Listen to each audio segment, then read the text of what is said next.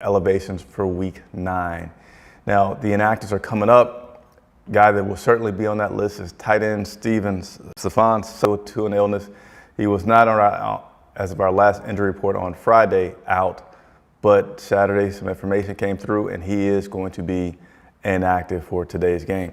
So today's matchup, let's get you prepared for it. We have the Carolina Panthers, which are 2-6 after falling in a heartbreaking game of the season so far, overtime loss in Atlanta to the Falcons. Man, that was heartbreaking.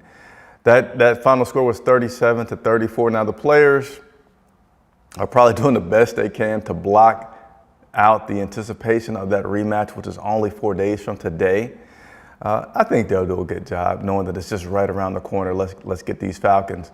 But again, the Carolina Panthers today are 2-6 after falling in overtime to the Atlanta Falcons last week. Their opponent today, the game's in Cincinnati, is the Cincinatti Bengals. The Bengals are 4-4.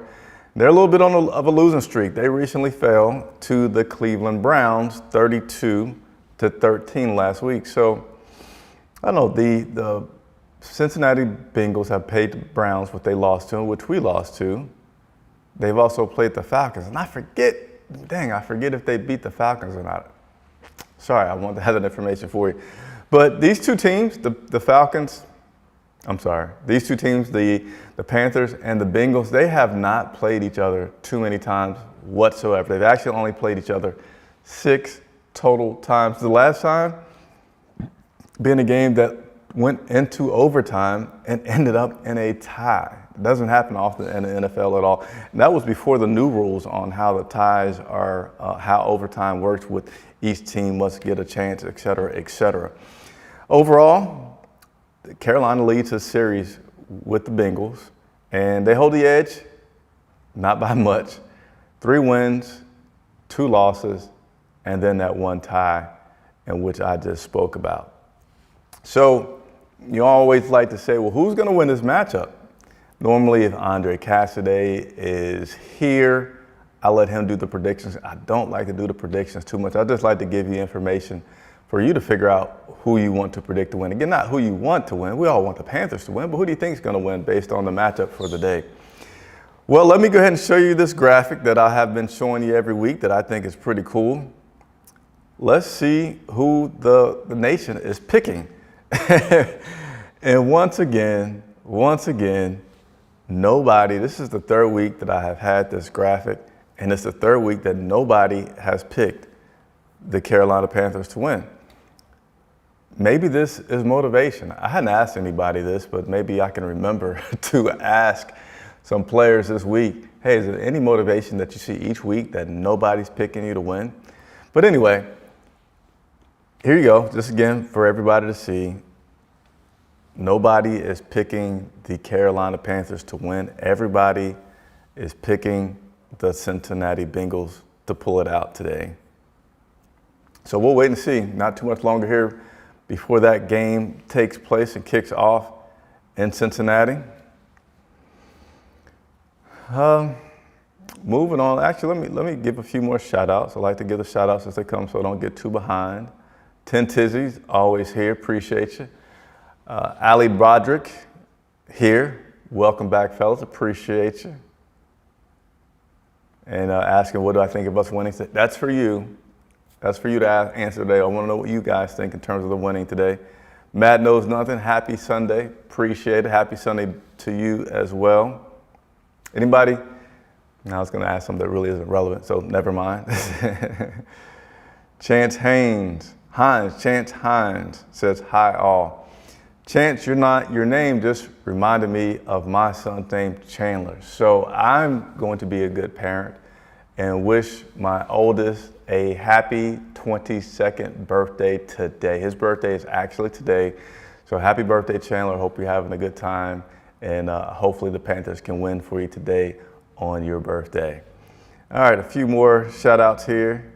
Making True Money. What's going on? Appreciate you tuning in. Let's see. Aaron Patton, what's up, Chris? From our family to yours. And Andre, should pray that all is well. Everyone is healthy. And we thank you all for the sacrifices and excellence that you provide to us all. Thank you very much. Thank you much. Everybody is doing well. Andre's doing well. He just has off for away games. He's mostly just home games. May have another away game in there. But again, we got to do some other things on the business side to be able to also properly compensate our co-hosts for them coming on to the show.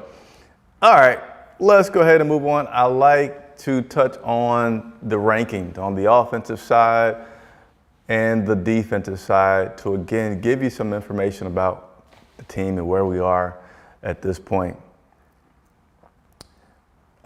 Unfortunately, on the offensive side, we're still at 0. Okay, we have 0 top 10 rankings on the offensive side. I'm going to step off camera for a second, but you're still going to hear me. Got to get my water. We have 0 top 10 rankings, but we're still currently just out of the top 10 in our rushing yards per attempt. I think we're about at 4.2. I'm not sure the exact number on that, but it's impressive. I appreciate it. I'm happy that even with Christian McCaffrey being out of here, even with Chuba Hubbard being hurt, that Deontay Foreman has been doing excellent, has been carrying low. We've had over 100 yards rushing the past couple of games. I'm looking forward to another game where we have maybe not just Deontay himself, but as a team that we're able to get over 100 yards rushing. On the defensive side, we do have a top 10 ranking. We're currently 10th in holding teams down in their rushing yards per attempt, currently at 4.19. So again, on the defensive side, we're holding them down, our opponents, to a 4.19 yards per attempt in rushing on the defensive side. So we have a top 10 ranking there. Notable connection, I think this is always fun, right? Who has played for the Bengals that's been on the Panthers? Who plays for the Panthers that's been on the Bengals? Do you know? I'm actually going to give you a second to tell me if you know any players that have played on the Panthers that are now the Bengals, or vice versa, that played for the Bengals that are now the Panthers. And let me check these comments as I am waiting for some of this to come up to see if anybody has any guesses so far for this. I don't see any yet. I think my mic's a little loud, so I'm going to crank this mic down a little bit so I don't redline on you all. Give me a few more seconds to see if you indeed have a guess. Okay, very good, very good. So we got one here. I'm impressed. I'm very impressed. Trey Melton. Eli Apple is indeed one of those players. He plays for the Bengals, and he used to play for the Carolina Panthers. And we got 2 more. See if you guys can get it. Chance Hines says Woods. No, Xavier Woods is not one of those players. So I'll give you just another few seconds. Again, we go live to be interactive for a reason. All right, so I'm going to give you all, see if anybody has a guess. Somebody could be Googling by now, though, right? So I may just want to cut out all the time that are going to allow you to put your votes in there. All right, so here we go. So Panthers guard Michael Jordan used to play for the Bengals from 2019 to 2020. So that's your one other one. And then your second one is Bengals linebacker Clay Johnston. He played for Carolina in 2021. So there you have it, your notable connections. And let's get into some fun stuff before I go over some notes and other things about today's game. Perhaps you saw it, perhaps you didn't see it. A few plugs for you right now, okay? Steve Smith sat down with Charlotte Vibe, myself and Andre Cassidy. This past week, it was an hour-long video. It was really great to have Steve Smith on the show. It's an honor every time we were able to have guests on the show. So if you have not seen that interview with Steve Smith, and he even took questions from you guys, all right? So again, subscribe to the channel. Tell somebody else about this channel. We're unique in covering the Carolina Panthers and being a credentialed member of the media and doing so. Earlier this week, I noticed that my man Baker Mayfield had this interesting mustache. And he was asked about this mustache that he's sporting right now. And I'm going to play the video for you. for those who may not have seen it, about Baker and that mustache. Let's go ahead and play that for you. It's pretty powerful, isn't it? Yeah, man, listen. Yeah. It's a lot of responsibility for one man to handle. But it's November, you know. I like to think it's championship November in Norman, Oklahoma. I was messing with Chuba Hubbard earlier. I always shaved it for the Oklahoma State game, and just to get his mind on it, maybe get him pissed off so he can come back this week. We'll see. I don't know. But no, it's no shave November, but I decided to go with the mustache instead. Are you trying to channel Hulk Hogan? Well, I think just from a broad perspective.